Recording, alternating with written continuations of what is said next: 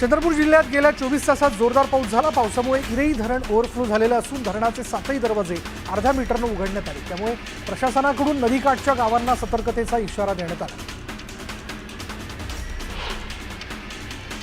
सोलापूर जिल्ह्याला मुसळधार पावसाने झोडपलं। पावसामुळे उत्तर सोलापूर तालुक्यातील डोणगाव पुलावरनं पाणी वाहू लागलंय। पूल ओलांडताना दुचाकीवरील 2 इसम वाहून जाता जाता थोडक्यात बचावले।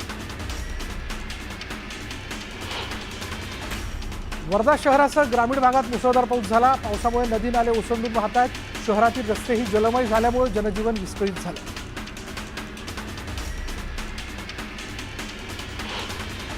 उल्हासनगरमध्ये मुसळधार पावसामुळे 400 पेक्षा जास्त घरांमध्ये पाणी शिरलं होतं आणि या नुकसान झालेल्या घरांचे पंचनामे करून त्यांना मदत मिळावी अशी मागणी रिपब्लिकन सेनेच्या पदाधिकाऱ्यांनी तहसीलदारांकडे केली। धाराशिवच्या आलूर परिसरात ढगफुटी सदृश्य पाऊस झाला। पावसामुळे शेती पिकांचं मोठं नुकसान झालंय। यामुळे शेतकरी चिंतेत सापडले।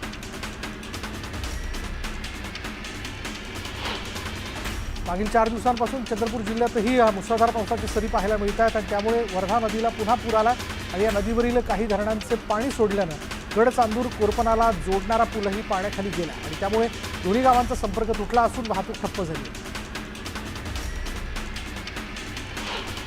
नंदुरबार जिल्ह्यातील तळोदा तालुक्यातील दुर्गम भागात रस्त्यांच्या अभावी नागरिकांना जीव धोक्यात घालून प्रवास करावा लागतो। रस्ता नसल्यानं नदीच्या पाण्यातून टाकलेली गाडी ही पाण्यातच अडकली। शेवटी ही गाडी ट्रॅक्टरच्या साहाय्यानं खेचून बाहेर काढावी लागली।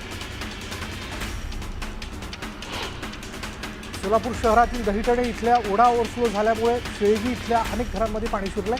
कुमारस्वामी नगरातील 1,500 ते 2,000 घरांना फटका बसलाय। घरगुती साहित्य आणि अन्नधान्य पाण्यात गेलं। सोलापुरात दमदार पावसामुळे अनेक भागात पाणी शिरलेलं आहे। सोलापूर महानगरपालिकेचे आयुक्त सचिन ओंबासे यांनी पाणी शिरलेल्या भागात पाहणी केली। पाणी शिरल्यानं शाळांना सुट्ट्या देण्यात आल्या। वाशिम जिल्ह्यातील शेतकऱ्यांनी फळबागांची लागवड केली आहे, मात्र यावर्षी फूल आणि फळ धारणेच्या वेळेस सतत आणि मुसळधार पाऊस पडल्यानं या सीताफळ झाडांची 70% सीताफळं खाली गळून पडली आणि त्यामुळे शेतकऱ्यांचं मोठ्या प्रमाणात आर्थिक नुकसान झालं। अकोला शहरातील आरोग्य विभागाचा भोंगळ कारभार समोर आला आहे। कर्करोगाने त्रस्त असलेल्या एका रुग्णाला सीटी स्कॅनसाठी शासकीय रुग्णालयाच्या पायऱ्या झिजवाव्या लागतात आणि गेल्या अनेक दिवसांपासून या रुग्णाला परत पाठवलं जात असल्याचा आरोप रुग्णाच्या पत्नीने केला। धाराशिवच्या चिंचपूर बुद्रुक गावातील नागरिकांना नदीपात्रातून जीवघेणा प्रवास करावा लागतोय। वारंवार मागणी करूनही नदीवर पूल नसल्यानं नागरिकांना नाहक अडचणी सहन कराव्या लागतात आणि तातडीनं पूल बांधण्याची मागणी नागरिकांनी केली।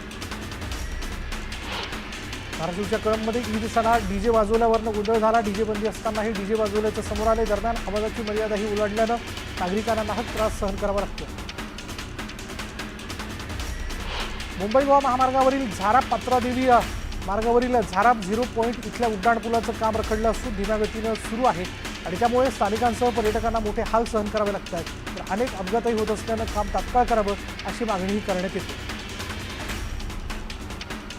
रायगड जिल्ह्यातील पर्यटन वाढीसाठी अत्यंत महत्त्वपूर्ण ठरलेली मांडवा ते गेटवे ही फेरी बोट सेवा अजूनही लांबणीवरती गेलेली आहे। मोठ्या आकाराच्या PNP कंपनीच्या बोट सुरू आहेत, मात्र त्याच्या फेरीचे दर जास्त असल्यानं ते सामान्यांना परवडत नसल्यानं सामान्य पर्यटकांचा हिरमोड झालाय। तर पर्यायी मार्ग असलेला अलिबाग वडखळ महामार्गही खड्डेमय झालाय।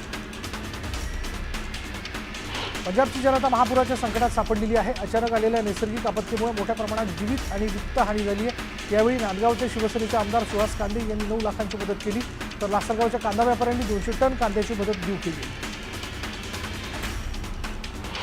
संत तुकाराम महाराज पालखी मार्गावरील शिलारवाडी देहू आळंदी रस्ता खड्डेमय अवस्थेत असून लाखो वारकरी आणि भाविकांच्या सोयीसाठी या रस्त्याची तातडीनं डागडुजी करण्याची मागणी करण्यात आली आहे। येत्या कार्तिकी वारीपूर्वी रस्ता दुरुस्ती व्हावी, अन्यथा आंदोलनाचा इशारा ग्रामस्थ कृती समितीने दिला।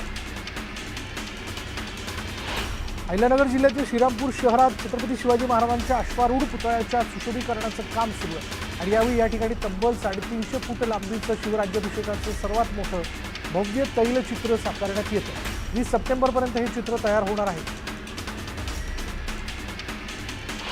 चंद्रपूरच्या जिल्हा क्रीडा संकुलात 3 दिवस चालणाऱ्या राज्यस्तरीय बॅडमिंटन स्पर्धेचा प्रारंभ झाला। माजी मंत्री सुधीर मुनगंटीवार यांच्या हस्ते स्पर्धेचा प्रारंभ करण्यात आला। मुनगंटीवार यांनी स्वतः खेळून स्पर्धेचा आनंद घेतला। संगमनेर शहरात कोयत्याचा धाक दाखवून लूटमार करणाऱ्या आरोपींची पोलिसांनी बाजारपेठेतून धिंड काढली। पोलिसांच्या या कृतीने गुन्हेगारांचे धाबे दणाणले.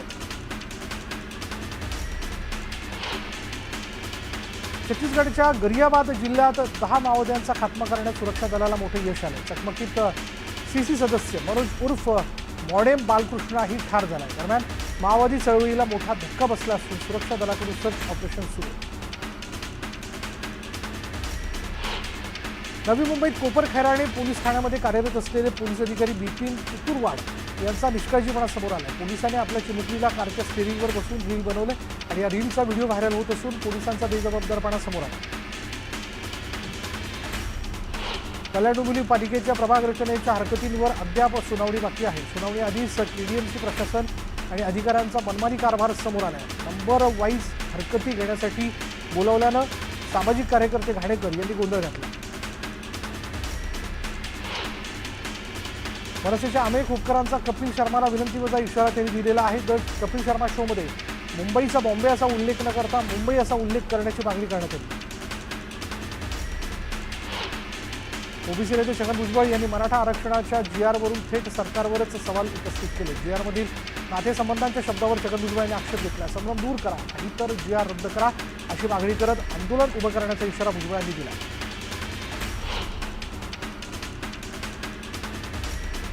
शिंदे समितीनं काही लाख नोंदी शोधल्या, त्यात आता हैदराबाद गॅजेटचा संबंध येतोच कुठून असा सवाल ही भुजबळांनी केला. तर देशात लोकशाही आहे, जरांगेशाही येणं शक्य नाही असा टोला त्यांनी जरांगेंना लगावला. आम्ही आरक्षण लोकशाहीच्या मार्गाने मिळवलं, तुम्हाला काय करायचं ते करा असं म्हणत जरांगेंनी भुजबळांवर निशाणा साधला. आमचा जीआर मागे घेतला तर 16% आरक्षणही मागे घ्या अशी मागणी जरांगेंनी केली. मराठा आरक्षणाच्या जीआरला कोणीही चॅलेंज केलं तरी धोका नसल्याचं मंत्री शंभूराज देसाईंनी म्हटलंय. तर मराठा समाजासाठीच्या जीआरमध्ये एक एक शब्द कायद्याच्या चौकटीत बसणारा असल्याचंही देसाईंनी म्हटलंय. सरकारनं काढलेल्या जीआरमध्ये कुठेही सरसकट उल्लेख नसल्याची माहिती मुख्यमंत्री फडणवीसांनी दिली. तर ओबीसी नेत्यांनी जीआर नीट वाचावा, ओबीसींवर अन्याय होऊ देणार नसल्याचंही फडणवीस यांनी म्हटलं. हैदराबाद गॅझेटियर संदर्भातील जीआरला हायकोर्टात आव्हान देण्यात आलं आणि जीआर बेकायदा असल्याचं म्हणत रद्द करण्याची मागणी करण्यात आली. तर जीआर ओबीसींवर अन्याय करणारा नसल्याचं स्पष्टीकरण मुख्यमंत्री देवेंद्र फडणवीस यांनी दिलं. ओबीसीला धक्का न लागता मराठा समाजाला आरक्षण दिलं पाहिजे ही माझी व्यक्तिगत भूमिका आहे असं वक्तव्य एकनाथ खडसेंनी केलंय. तर ओबीसीचं नुकसान होणार नाही याची काळजी सरकारने घ्यावी असंही ते म्हणाले. सरकारचं डोकं ठिकाणावर नाही, सरकारचा जीआर कोर्टात टिकणार नाही, मर्यादा काय हे सरकारने सांगायला हवं असं संभाजी ब्रिगेडचे प्रदेशाध्यक्ष प्रवीण गायकवाड म्हणाले. मराठ्यांना ओबीसी टाकण्यासाठी कोणतंच सरकार तयार होणार नाही असंही गायकवाड म्हणाले. सरकारने सत्य बोलावं, ओबीसीत एवढ्या मोठ्या समाजाचा समावेश कसा होईल असा प्रश्न प्रवीण गायकवाड यांनी विचारला. मराठ्यांना न्याय मिळण्यासाठी आरक्षण हाच पर्याय नाही, सरकारने शिक्षणाचं बजेट वाढवावं, सरकारने दर्जेदार शिक्षण माफक दरात द्यावं असं गायकवाड यांनी म्हटलं.